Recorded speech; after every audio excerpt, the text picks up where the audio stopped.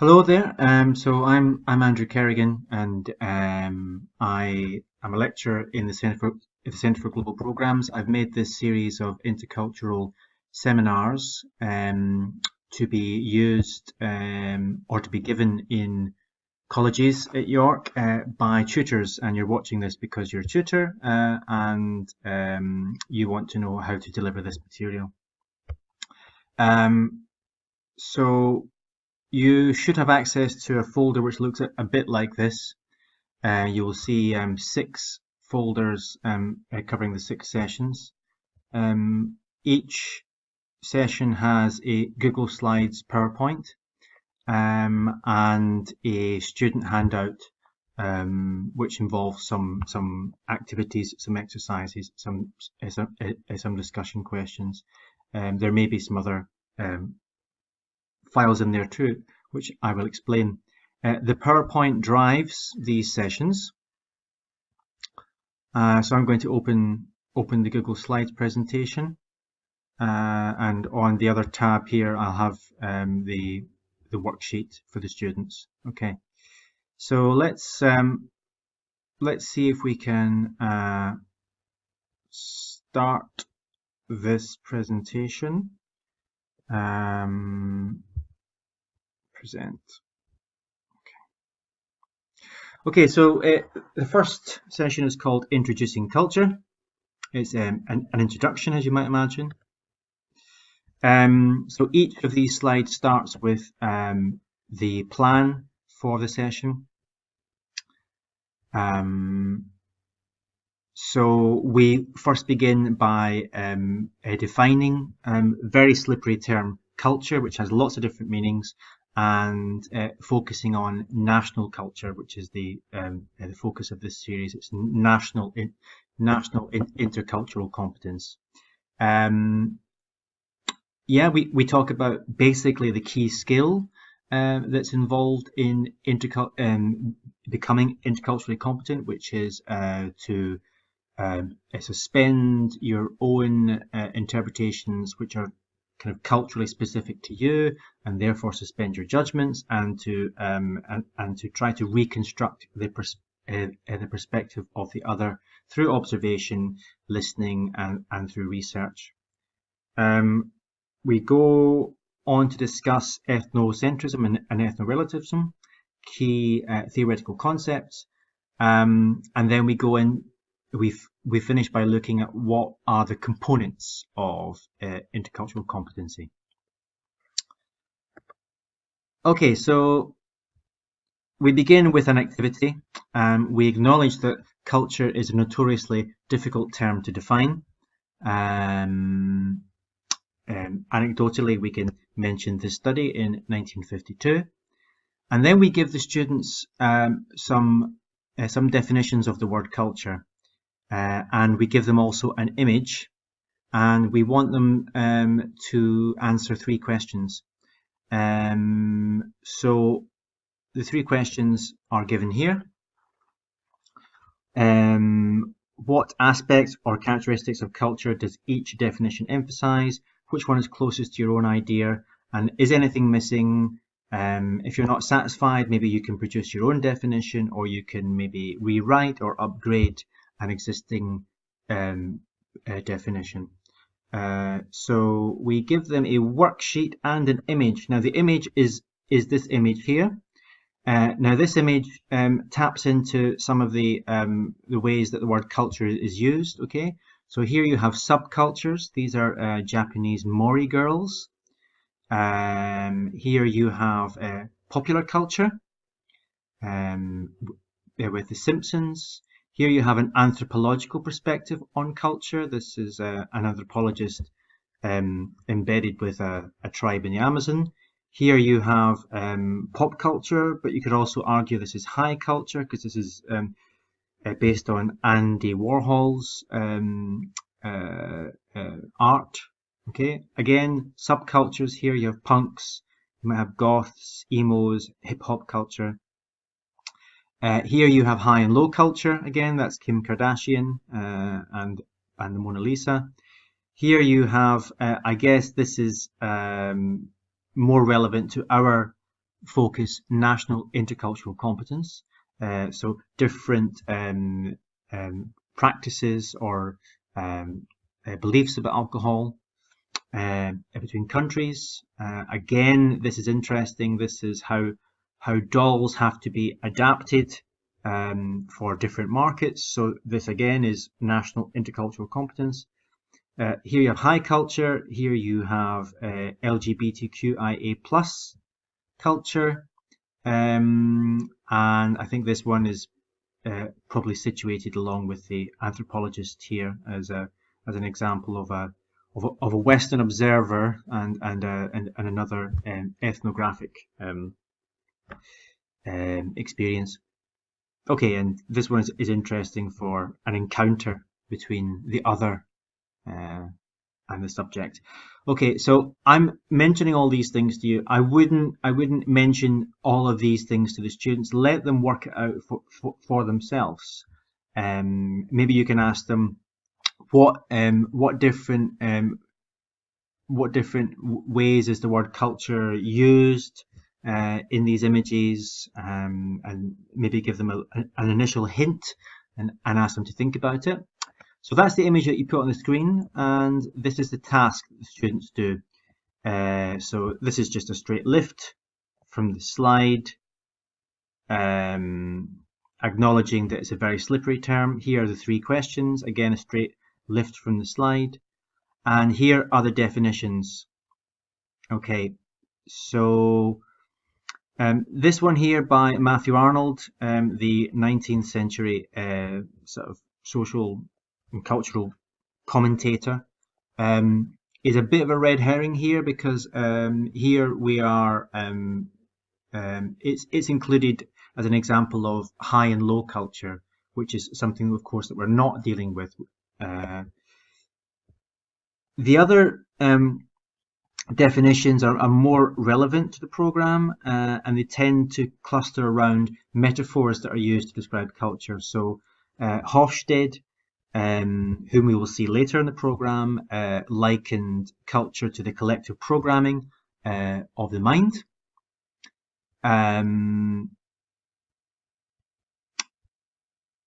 This one is an interesting one because it makes an analogy with genes, with genetic information. So in the same way that your upbringing and your education pass on cultural information, your genes pass on biological information. So these are, I'll just mention one more thing, which is this one here about a fuzzy set of basic assumptions, which is interesting in pointing up the fact that there will always be difference between members of a particular culture. It's a fuzzy set, and that might be something that the students think is important. Now, again, I wouldn't unpack these things for them. Let them try to explore it themselves. Maybe give them some hints and some pushes in the right direction. Maybe talk about metaphors. What kind of metaphors for culture are here? And during the plenary, you can mention a few of these things. So the students do that task. They can do this, of course, in pairs or groups of 3, I would think. Groups of 4, they tend to exclude someone. So groups of 2 or 3. And if you can have mixed culture, all the better. All the better. So they do this, and then you have a plenary. So you're asking them for their opinions. You're sharing them around the room. Maybe you are collecting them on a poster, on a flip chart, or something like this. And there'll be general acknowledgement that culture is a slippery term to define. Okay, so what we go on with here is a kind of it's a kind of mopping up exercise. We don't want to tie up culture in a very tightly defined definition, basically. But we want to refer to some of the images that they've just seen and some of the quotations, and give them some basic definitions to hang on to, some wide definitions. So this part is all about getting a working definition of culture that will be used on this program. Okay, so here are the points. Sorry, I'm just going to go back here. So culture can be defined by contrast with genetics as information which is learned. Okay, so that's trading on one of the quotations that we've just seen. And we can include technology, arts, practices, behaviours, beliefs and values transmitted in language through upbringing and formal education. So these things are really important, upbringing and formal education. So where you have been mostly brought up, and where you have, if your parents have been the caregivers, then that their culture and the environment's culture will have a great influence on your sense of being an encultured being. And formal education works in the same way too. So culture is manifested at different levels of depth. Okay, so here we want to say that there are obvious things. When you move from one culture to another, you will notice obvious things that are different: dress, games, flags, food, language, music. Okay, but there are other things under the surface that are less obvious, and these are things which are mentioned here: values, for example, and beliefs. Okay, so we want to point out that the cultural difference is not always apparent, and there are lots of things under the surface which we have to spend time and patience trying to understand. Okay, so next slide here. Culture is associated with all social groups, not just nations. Hence, we speak of academic culture, youth culture, cultures of LGBTQI, etc. So this is where we focus this program on national intercultural competence. We're talking about nations and cultures in nations here. And the second point here is connected with the image here, which is that culture is a fuzzy category. Again, this goes back to the slide. Sorry, one of the quotations that you saw, and we want to really from the beginning point out that there will be difference among groups, and that you cannot expect 2 or 3 people from the same culture to have the same kinds of behaviours, beliefs and values. So this is where this image comes in handy. You have a prototypical paradigmatic bird, like a robin. Westerners think of a bird, they think of a robin perhaps. And then you have kind of like more still birds, but not sharing the same characteristics as a robin or a canary or a dove, for example. So here we're talking about difference in sameness. Okay, key concept, and one which we'll come back to again and again and again. But this is the first time that we'll have something to hang on to that will allow us to negotiate stereotypes and the tendency perhaps for uninformed students or individuals to reach for stereotypes. This is one way of trying to combat that behaviour. Okay, so the next and final slide where we're mopping up the definitions of culture is this one.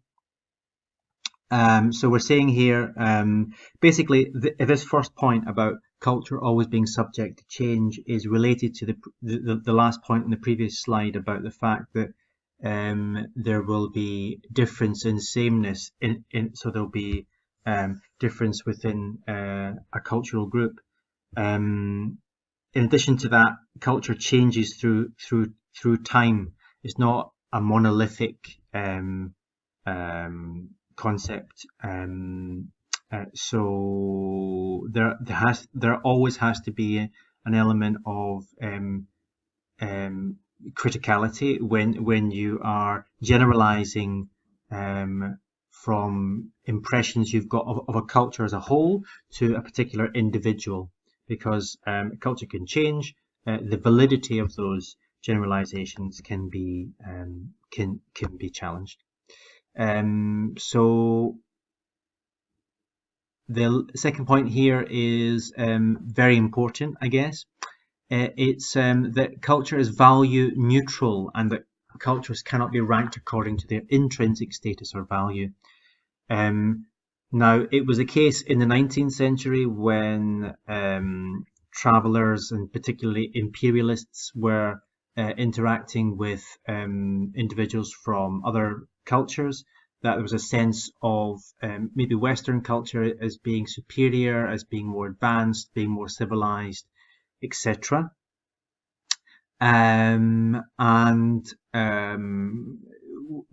We also have this idea of popular culture and high culture. The very term high culture suggests that there is some kind of ladder that you can go up, and that certain cultures are more highly valued than other ones. So what we want to point out here is that groups of people ascribe value to cultures for reasons of basically power and egoism, or ethnocentrism, which is like cultural egoism, and that cultures themselves intrinsically do not possess inherent value. So we can say that cultures are ascribed value, that we attach value to cultures, but they have no intrinsic value or inherent value. These are the terms that we want to use here. And again, this is a bulwark against stereotypes and the tendency to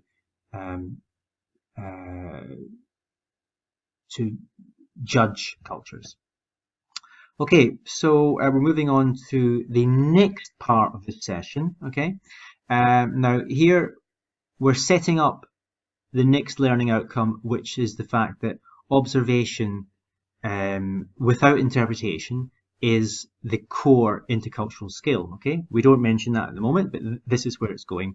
So we tell the students if they're going to see a picture of people interacting in a scene, they're to look at the picture and make some notes on what they can see. Oh, W there. When you have finished, compare your notes with other members of your group. Okay, so here is the picture. Now, this is a deliberately ambiguous picture, and it invites lots of different kinds of interpretation.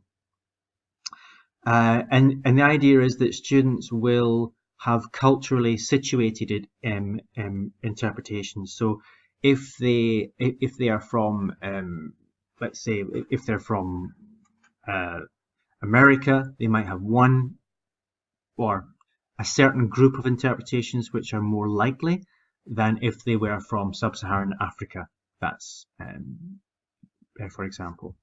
So this is a good activity for them to do individually, quietly, write things down that they think's happening in this scene. And then they can pair up and they can compare, and then they can pair up the pairs, so into 4 and compare. That's quite a nice way to do the classroom management for this.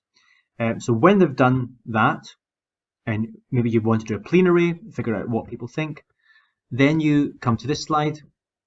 You'll find out now how a number of other people have interpreted this picture, and these people have range in age from 14 to 50, and they come from these countries, so countries all over the world. Is your own interpretation on this list, and which of the interpretations are most foreign to you? Okay. So this is introducing alternative interpretations. So here you have the next slide. So myself as a a Scottish encultured being, I wouldn't say that this is so likely for me, because the scolding, I think, my educational culture, scolding wouldn't be so adversarial, confrontational as this picture best suggests. You would have a culture where you have definitely teacher as authority figure, as accepted authority figure. So a religious ritual is something that I wouldn't reach for when I'm trying to describe what's happening here. Certainly D, not either. F would be like a Hollywood kind of culture definition. Okay, so we get the students to look at this slide, digest it, and then to answer these questions with their partner, or indeed the 3 other people that they have been working with. So here is the learning outcome here, which is we all bring with us our own cultural filter, which guides our perceptions and attributes meaning to social actions. And intercultural competence is about separating observation from a single self-imposed interpretation. Okay, so this is basically the core skill of intercultural competency.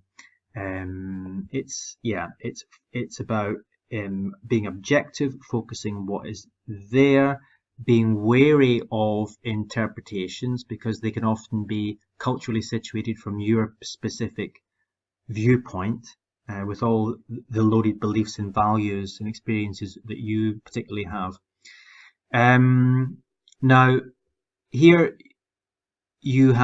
we break down this skill of suspending your judgment and your interpretations into sub-skills here. So what is involved in separating observation from interpretation? Well, it's knowing the composition of your own cultural filter. How is the dice loaded in your culture that makes it more likely that you're going to have certain interpretations rather than others?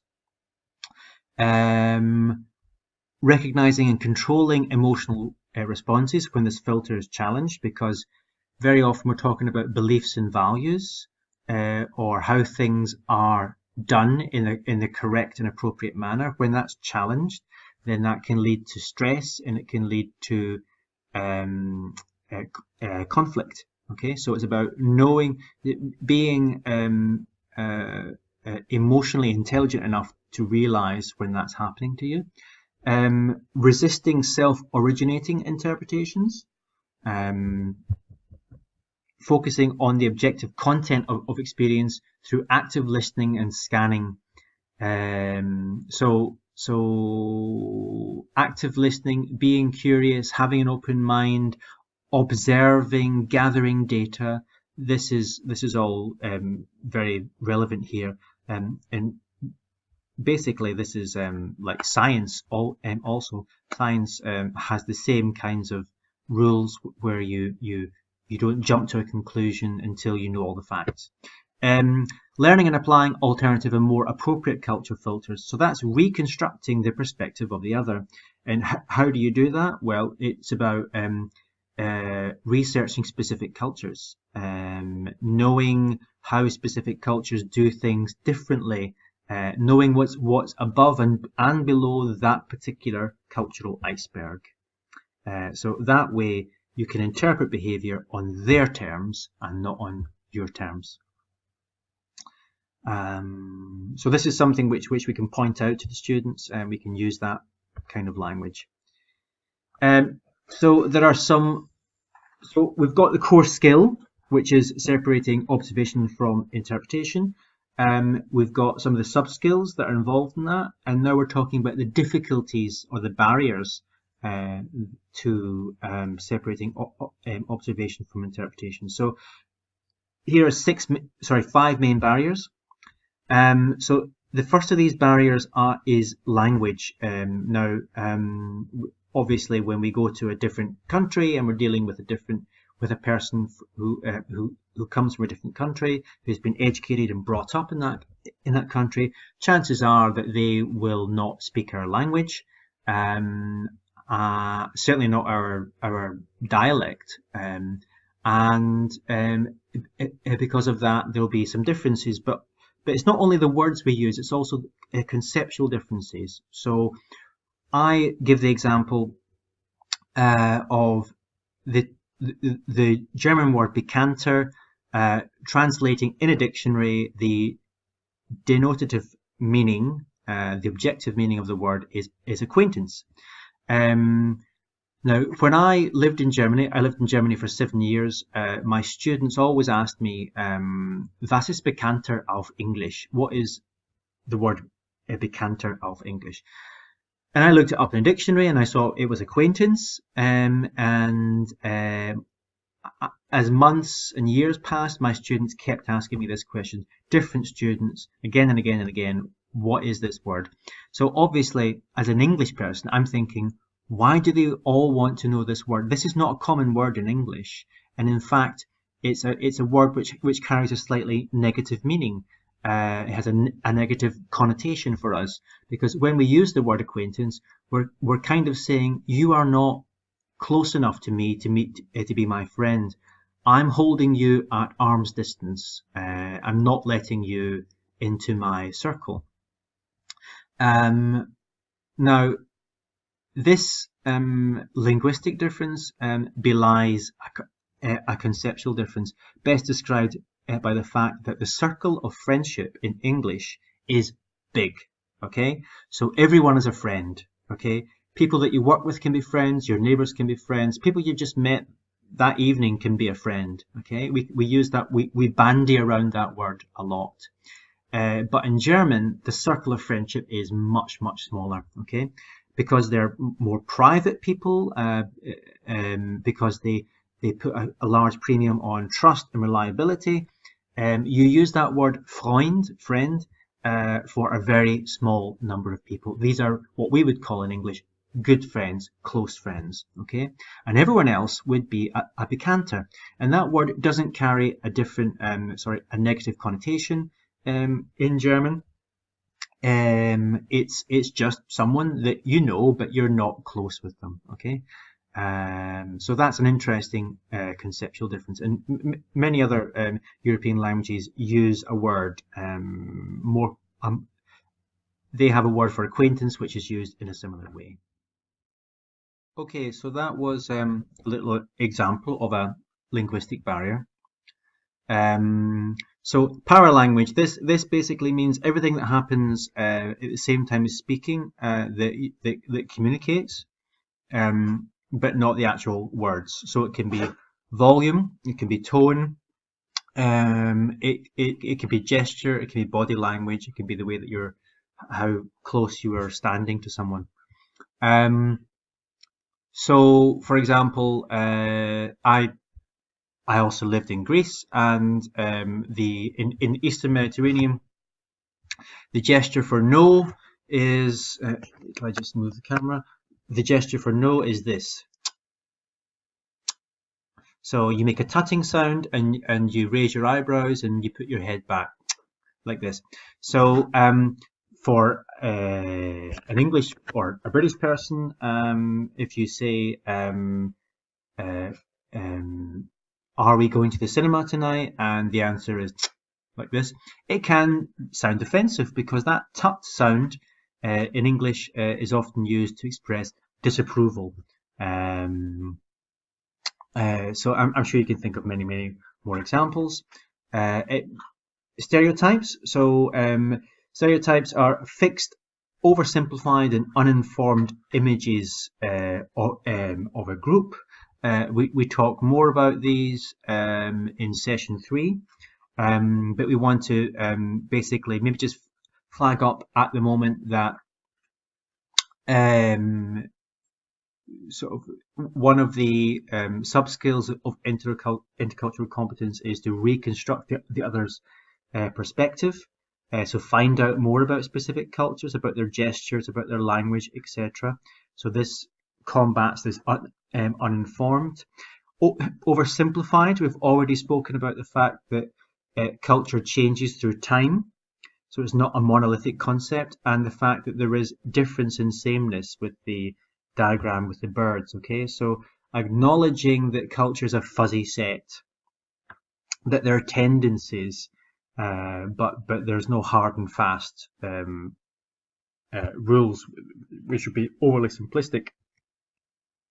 Fixed again is trading on this idea that of course culture changes over time, and therefore we have to be critical when we're making assumptions about another individual based upon our knowledge of their culture.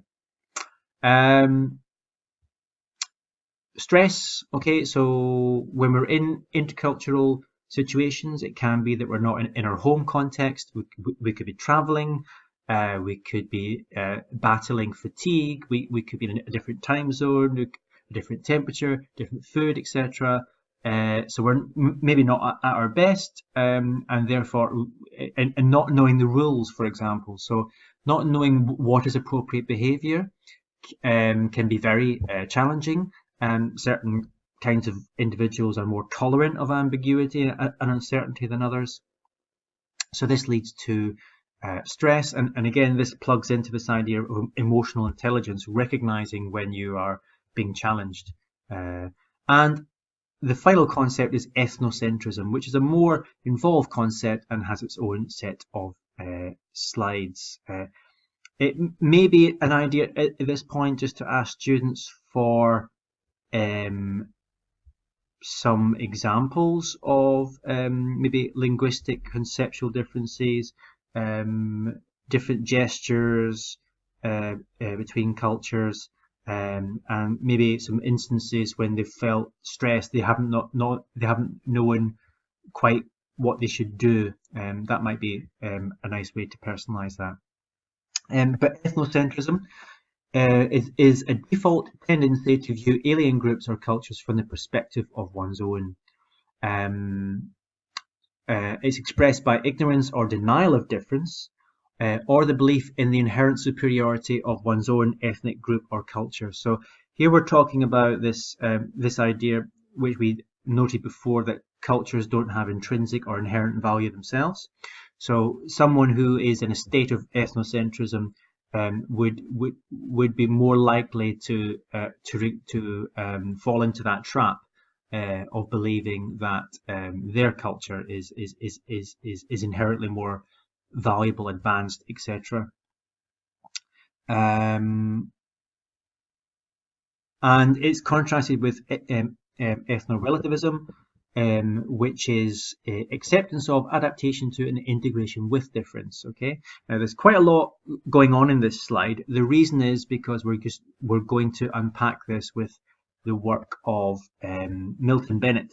So Milton Bennett is an intercultural theorist, and he has this model of intercultural sensitivity, and basically it's a spectrum. It's a cline.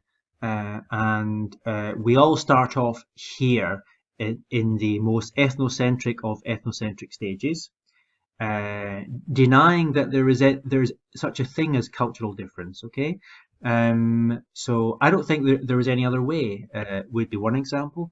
Another example, quite interestingly, is when we ask home undergraduates if they have any close friendships with students from Far East, from China, for example. We note that that's significantly less likely than either European students or compatriot students from the same home culture. And very often when we follow this up and try to dig down into it and try to ask, well, why do you think that most of your friends are from England too? We get a response which is, people are just people.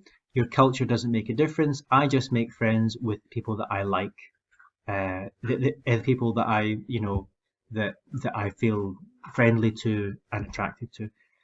So that's an example of a denial of difference, because it is undoubtedly the case that someone from a culture far removed from yours, so for example, a Japanese student in England, has practices, has language, has gestures, has beliefs, have values which are as a whole different from the home student. Okay, and denying that difference is not going to help with cross-cultural relations.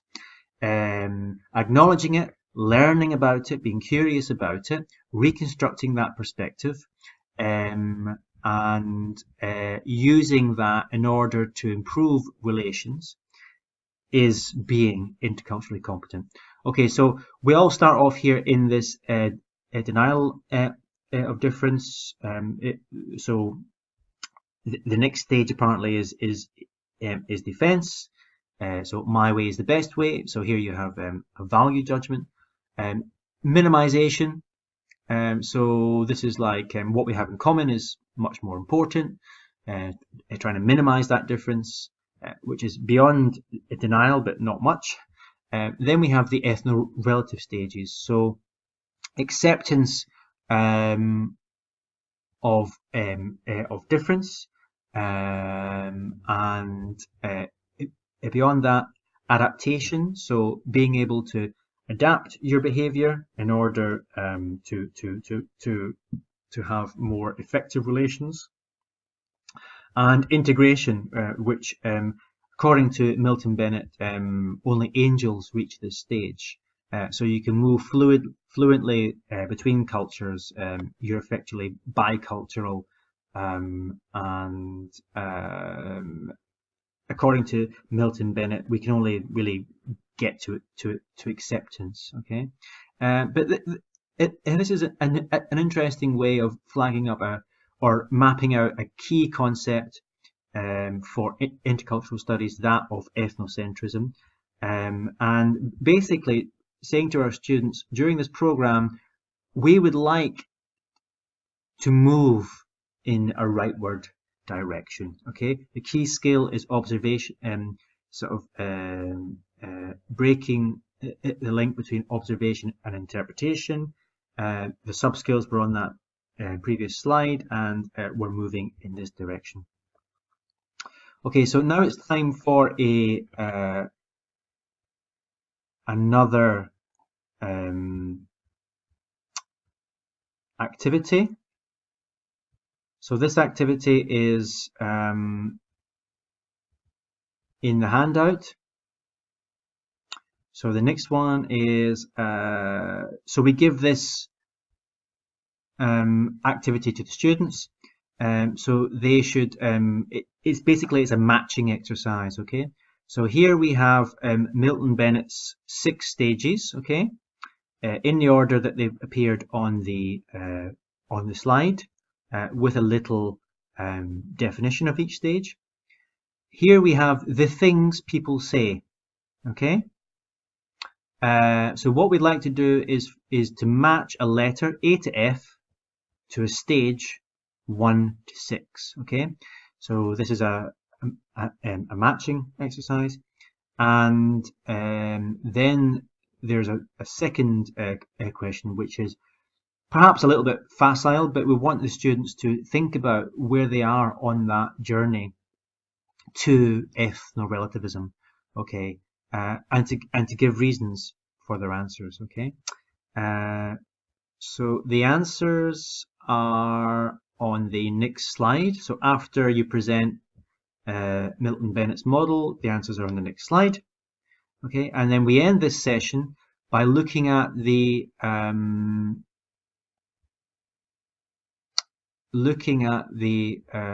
just going to present this.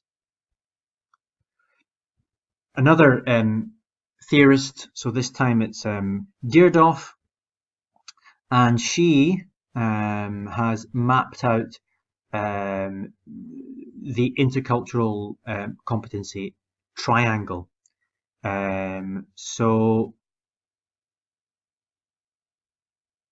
there are, so if there's knowledge, attitude, and skills, knowledge, so this can be knowledge of your own culture, so what is under your own cultural iceberg.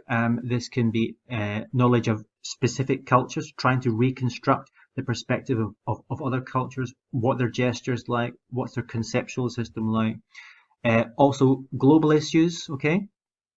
I would also argue it's theoretical knowledge too. So knowing about Milton Bennett's framework and also the work of Hofstede, which we will do in session 3. Skills, well, you're wanting to suspend judgment. You want to listen, observe, and reconstruct that perspective.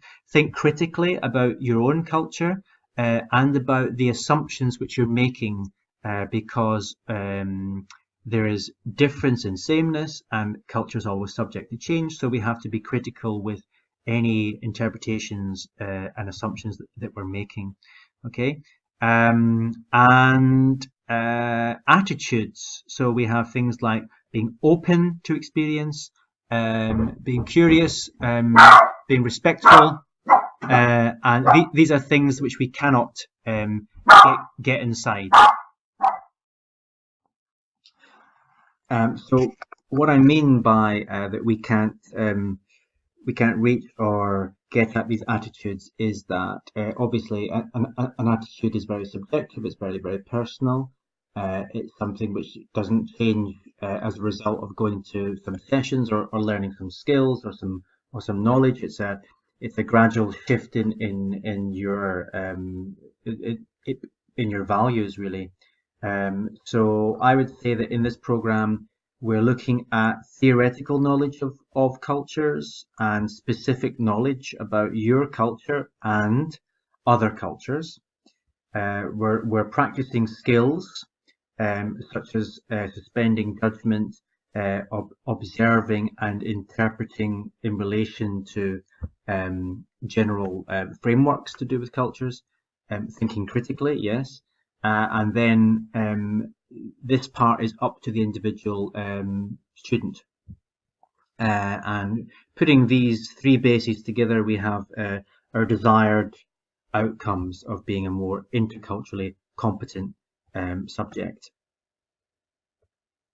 Okay, so this is the final slide, and this is how all these sessions finish. You have a summary of the learning outcomes. Now, there's knowledge here, and there are skills here. Knowledge is divided into TH, which is theoretical knowledge, and SP, which is knowledge about specific cultures. And skills is marked SK. So basically, these are the learning outcomes. So as a result of this session, students should now have a better understanding of what national culture is. That was the first part of this presentation. The key intercultural competency of separating observation from interpretation. That was the image, the ambiguous image which we invited students to interpret. Barriers to intercultural competence. These included language, conceptual differences, gestures, stress, for example. The contrast between ethnocentrism and ethno-relativism. We looked at Milton Bennett's spectrum and the subcomponents of intercultural competence. That was the last slide where we looked at Deardorff's pyramid. And in this session, we looked at some, we practiced some skill, which was recognizing beliefs and attitudes at different developmental stages of intercultural sensitivity. So that last activity with the handout, the matching exercise, was about recognizing beliefs and attitudes and classifying them on that spectrum, on Milton Bennett's spectrum. Okay, so that completes session 1.